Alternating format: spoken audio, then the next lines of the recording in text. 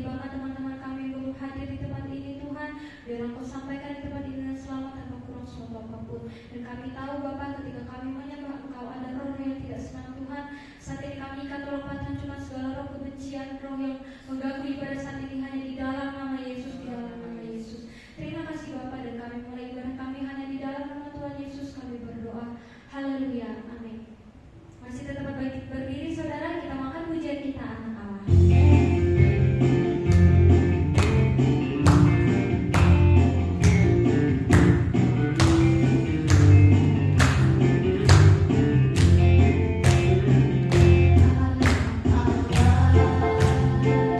Yesus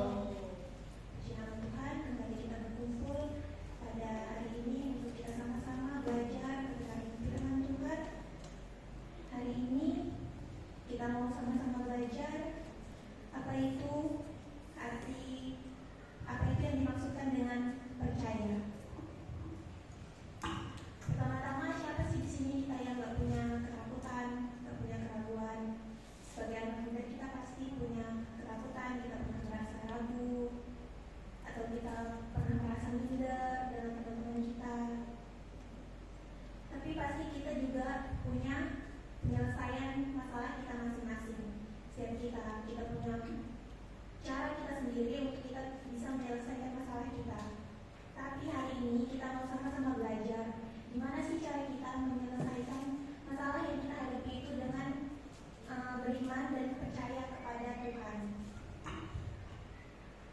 Yang poin pertama yang saya catat di sini yaitu pengertian percaya menurut iman Kristen. Dalam Alkitab, percaya atau yang biasa kita sebut dengan iman memiliki arti yang lebih dalam daripada sekedar keyakinan intelektual. Percaya adalah tindakan mengandalkan dan berpegang kepada Allah, Yesus Kristus dan ajaran-ajarannya, yang juga mencakup penerimaan penuh pada rencana keselamatan Allah yang diwujudkan melalui kehidupan dan pendamaian Yesus. Terus juga percaya itu ada terbagi menjadi dua, yaitu percaya yang bersifat sementara dan percaya yang bersifat sejati. Kalau percaya yang bersifat sementara itu ya, misalnya kita ada masalah, kita mau percaya sama Tuhan, tapi bukan Tuhan itu yang menjadi yang utama dalam kehidupan kita. Kita percaya karena kita itu sudah terlibat di dalam masalah, bukan karena kita mau percaya, kita mau beriman kepada Tuhan.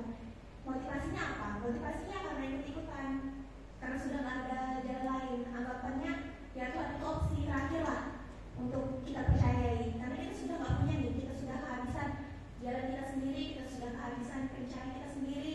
Jadi mau nggak mau datang ke Tuhan, baru kita sama Tuhan. Terus kemudian percaya yang sejati, yaitu iman yang mendalam, kokoh dan terus bertumbuh, melibatkan perubahan hati dan pikiran. Nah, kalau percaya yang sementara itu sifatnya dia cuma sementara, dia nggak ada perubahan dari dalam diri. Kalau misalnya kita mau percaya, kita mau berserah sepenuhnya sama Tuhan, kita pasti mau diri kita ini jadi apa yang Tuhan mau kan. Jadi pasti karakter kita berubah, pasti diri kita berubah. Kita sama-sama buka di dalam Amsal 3 ayat 5 dan 6.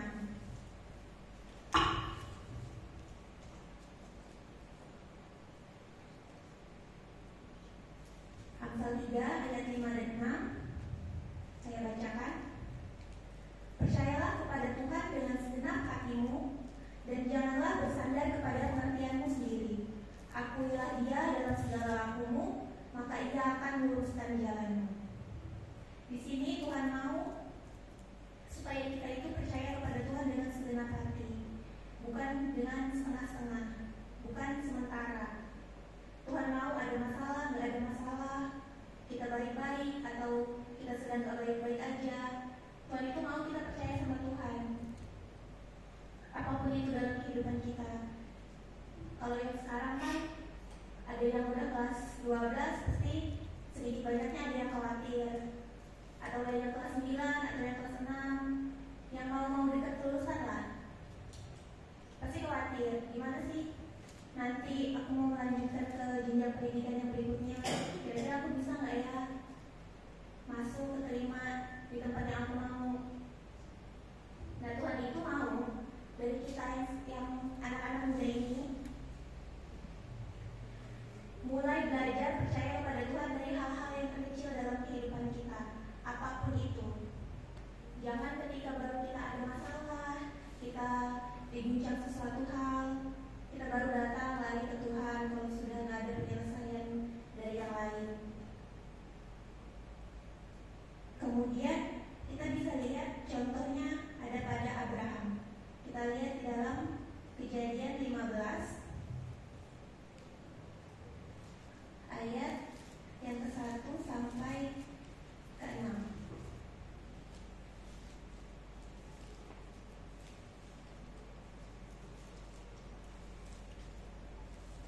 Kejadian 15 ayat yang pertama sampai yang ke-6. Saya bacakan. Perjanjian Allah dengan Abram, janji tentang keturunannya. Kemudian datanglah firman Tuhan kepada Abram dalam suatu penglihatan, janganlah takut Abram, akulah perisaimu, upahmu akan sangat besar. Abram menjawab, ya Tuhan Allah, apakah yang akan engkau berikan kepadaku, karena aku akan meninggal dengan tidak mempunyai anak, dan yang akan mewarisi rumahku ialah Eliezer orang Damsyik itu.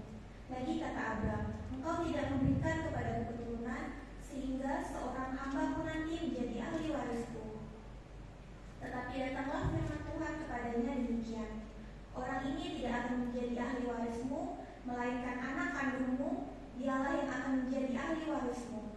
Lalu Tuhan membawa Abram keluar serta berfirman, coba lihat ke langit, hitunglah bintang-bintang, jika engkau dapat menghitungnya, maka firman-Nya kepadanya, demikianlah banyaknya nanti keturunanmu. Lalu percayalah Abram kepada Tuhan, maka Tuhan memperhitungkan hal itu kepadanya sebagai kebenaran.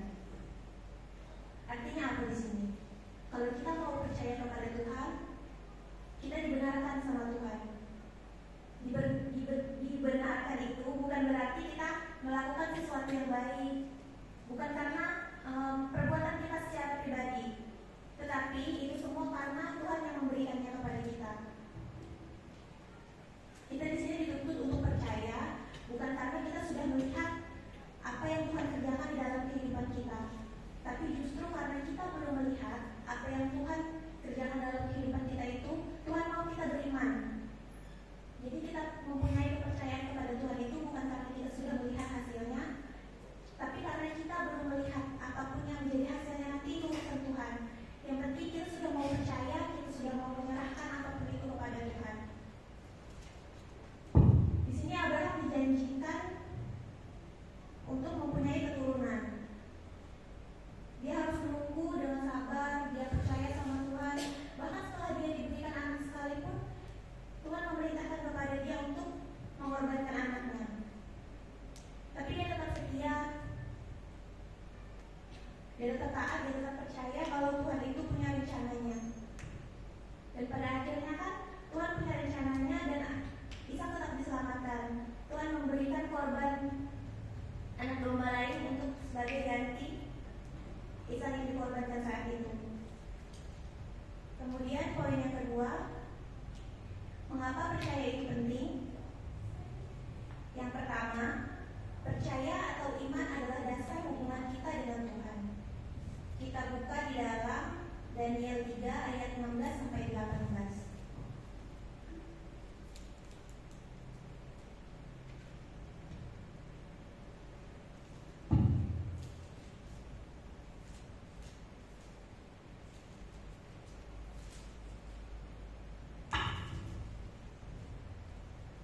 Daniel 3 ayat yang ke-16 sampai 18. Lalu Sadrak, Mesak, dan Abednego menjawab Raja Nebukadnezar, tidak ada gunanya kami memberi jawab kepada Tuanku dalam hal ini. Jika Allah kami yang kami puja sanggup melepaskan kami, maka Ia akan melepaskan kami dari perapian yang menyala-nyala itu dan dari dalam tanganku, ya Raja. Tetapi seandainya tidak, hendaklah Tuanku mengetahui, ya Raja, bahwa kami tidak akan memuja dewa Tuanku dan tidak akan menyembah patung emas yang Tuanku dirikan itu. Oke, di sana, di sini kan kita bisa lihat siapa sih yang nggak tahu ceritanya Sadrak, Mesak, dan Abednego. Di sekolah minggu kan sering diceritakan ya, bahkan berulang-ulang kali.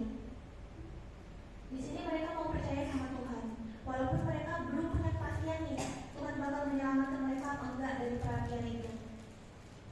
Tapi mereka tetap mau beriman, entah itu Tuhan mau menyelamatkan mereka, Tuhan tidak menyelamatkan mereka.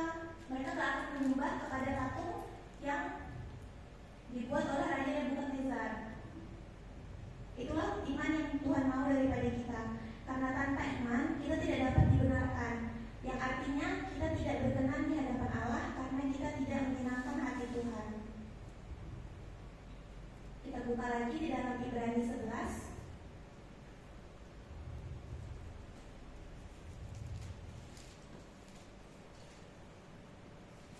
ayat yang pertama.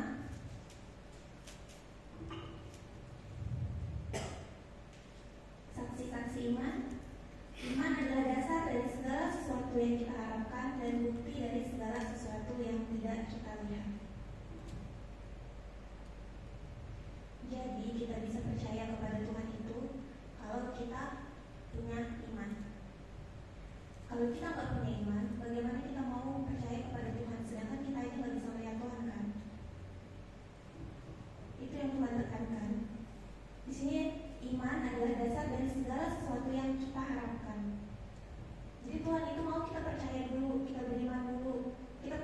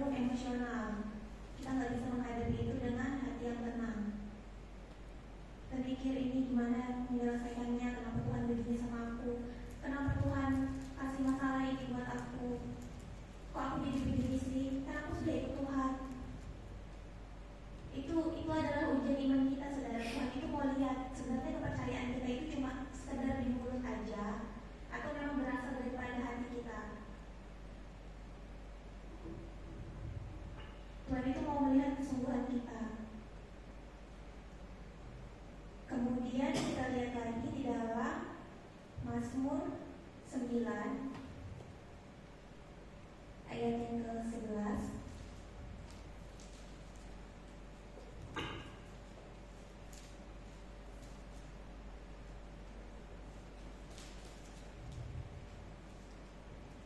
Mazmur 9 ayat yang ke-11.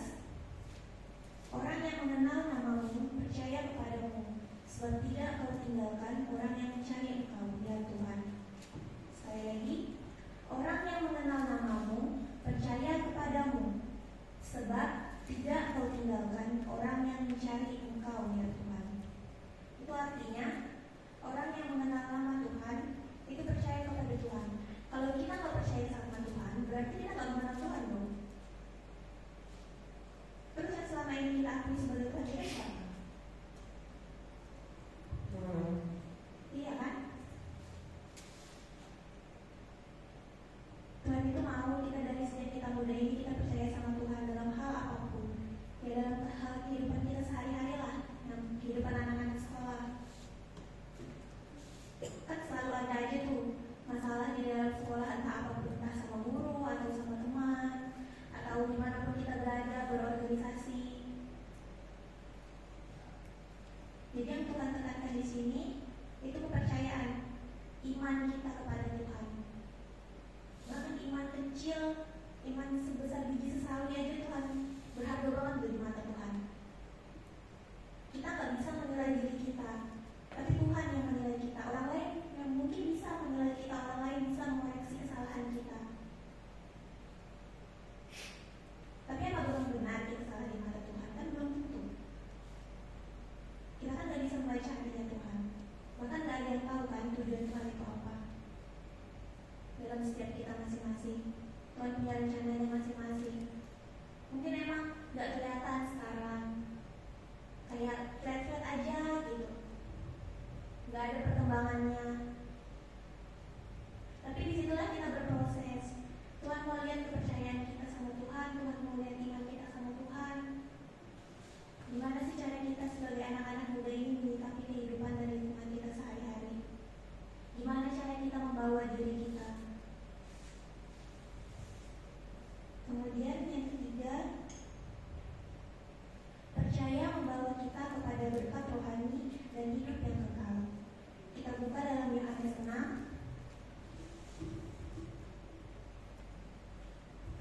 Yohanes 6 ayat yang ke-47.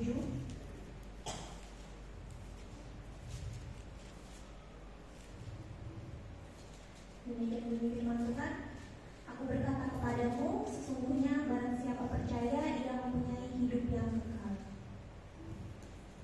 Hidup yang kekal di sini yang dimaksudkan oleh Tuhan itu bukan kehidupan kita di dunia ini ya, saudara-saudara. Kehidupan kekal yang dimaksudkan di sini adalah kehidupan kita selanjutnya setelah kita mengalami kematian di dunia, di mana kita akan ditempatkan setelah kita nanti meninggalkan dunia ini. Berkat rohani, kalau secara dunia kan berkat itu berbicara tentang kesuksesan, tentang uang, tentang hal-hal baik apapun lah yang kita dapatkan di dunia, dalam karir, pendidikan atau apapun itu. Tapi yang dimaksudkan Tuhan di sini, percaya yang membawa kita itu, membawa kita pada berkat rohani dan hidup kekal itu, ya ini kehidupan yang dimaksudkan oleh Tuhan. Bukan berarti kita abadi hidup selamanya di dunia itu enggak. Bukan artinya kita standar tinggi itu enggak. Tapi ini sebuah jaminan, jaminan akan kehidupan kita yang akan datang. Siapa coba di sini yang nggak mau ketemu sama Tuhan, yang nggak mau masuk surga? Pasti semuanya mau kan? Ini yang dimaksudkan sama Tuhan. Tuhan mau kita percaya, Tuhan mau kita beriman, supaya pada akhirnya nanti kita mendapatkan kehidupan yang kekal. Kita berasal dari Tuhan dan kita akan kembali lagi kepada Tuhan. Kemudian poin yang ketiga yaitu bagaimana menumbuhkan kepercayaan. Yang pertama yaitu caranya dengan membaca dan merenungkan firman Tuhan. Jadi kita membaca dan merenungkan firman Tuhan itu bukan sekedar kita berkumpul ibadah di sini aja, bukan waktu ke gereja aja. Kalau misalnya jemaat kan cuma 1 minggu sekali, cuma hari Minggu. Kalau kita anak-anak muda, ya 2 kali lah, karena kan ada ibadah pemuda dalam 1 minggu itu. Bukan cuma itu aja, yang Tuhan maukan itu dalam kehidupan kita, ya kita merenungkan, membaca dan merenungkan firman Tuhan itu, bukan sekedar dibaca terus lupa. Yang penting aku sudah baca, aku sudah mengikuti firman Tuhan, aku sudah mengikuti apa yang Tuhan inginkan, aku sudah baca firman Tuhan nih. Misalnya satu hari aku baca sekian pasal, udah cukup nih. Enggak, tapi Tuhan itu mau kita merenungkannya juga, bukan cuma sekedar dibaca terus kita lupakan. Tapi Tuhan itu mau kita merenungkan. Bahkan dari 1 ayat pun, kalau bisa kita renungkan, kita pahami, terus kita aplikasikan dalam diri kita, itu yang lebih penting bagi Tuhan daripada kita baca atau selesai 1 Alkitab dalam 1 hari. Enggak begitu ya. Terus yang kedua, berdoa secara teratur. Berdoa secara teratur itu bukan berarti berdoa pagi, berdoa makan, berdoa mau tidur.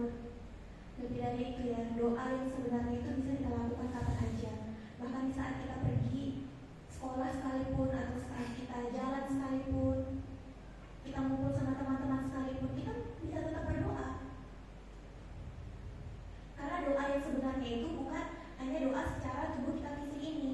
Di saat kita berdoa, roh kita juga ikut berdoa kepada Tuhan. Jadi secara otomatis tubuh fisik kita berdoa, tubuh roh kita juga berdoa.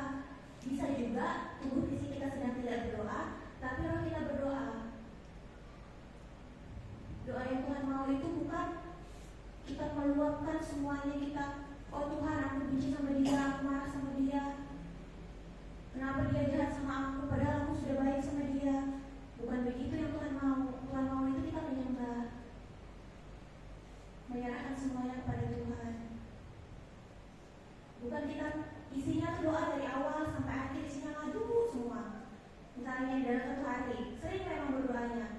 Selain doa tidur, doa makan, doa mau tidur, doa pergi, jalan atau kemana, ada penyembahan, tapi isinya semuanya keluhan ke Tuhan. Tuhan gak mau yang begitu. Tuhan itu mau kalau kita berdoa itu kita fokusnya menyembah.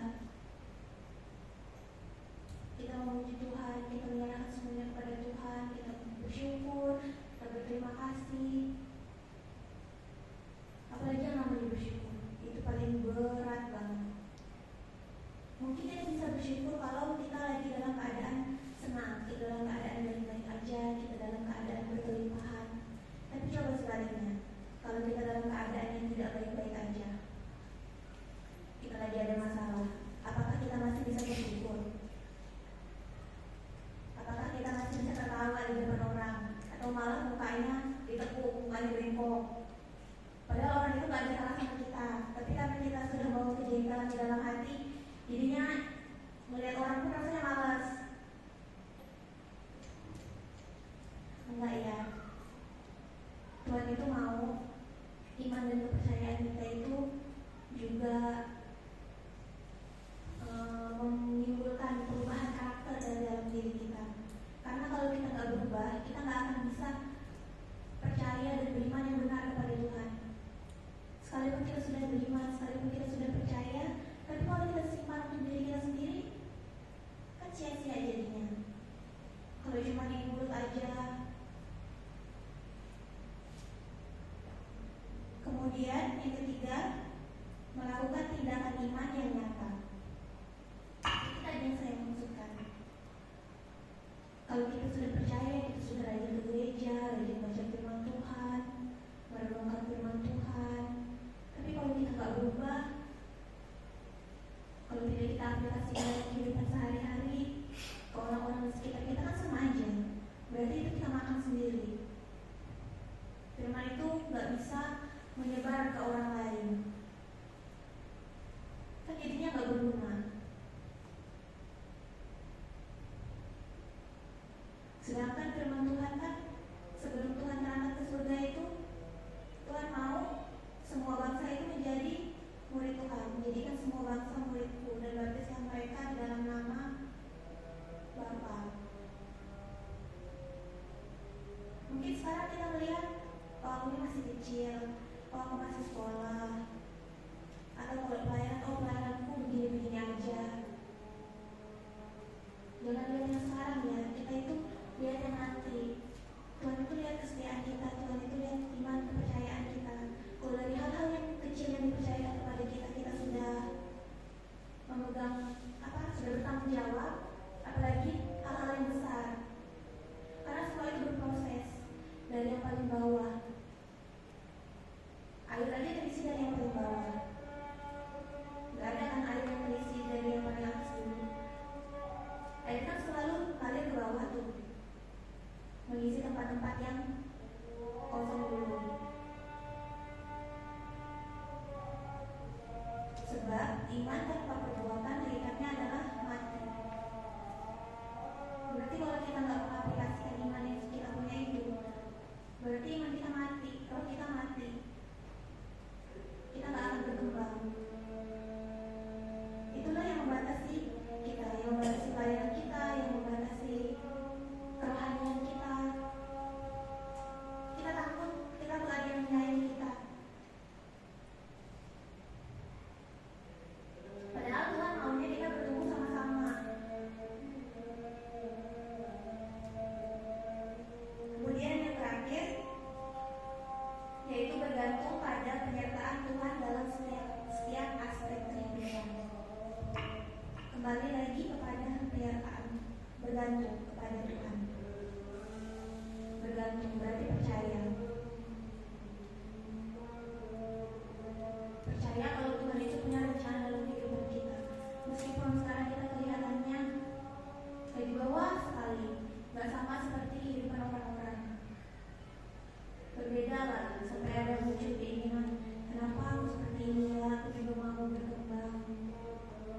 Kita ikutin aja, kita kan gak tahu rencananya Tuhan, tapi kita ikutin aja alurnya Tuhan. Tuhan mau kita kemana, ikutin. Memang gak mudah ya, tapi percaya aja kalau kita mau nurut sama Tuhan itu malah lebih mudah daripada kalau kita bertanya-tanya, kita banyak gak percaya, kita banyak ragunya. Bahkan itu lebih sulit. Yang menjadi sulit itu bukan karena rencananya Tuhan itu, tapi karena keinginan di dalam diri kita ini, keinginan manusia ini yang selalu mempertanyakan segala macamnya kepada Tuhan. Padahal Tuhan itu sudah kasih tahu, tapi karena kita gak mau menerima,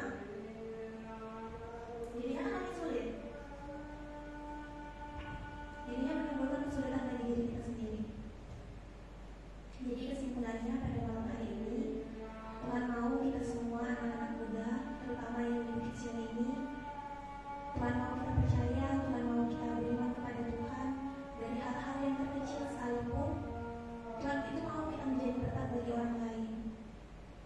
Jangan jadikan suatu kesalahan kita itu sebagai penghalang untuk kita datang kepada Tuhan. Kadang kan ada nih, kalau kita mau datang kepada Tuhan itu dalam sungguh-sungguh, selalu ada masalah yang datang, selalu ada hal dari masa lalu yang mengingatkan kita. Itu adalah salah satu cara setan untuk menghalangi kita untuk dekat sama Tuhan, menghalangi kita kembali kepada Tuhan.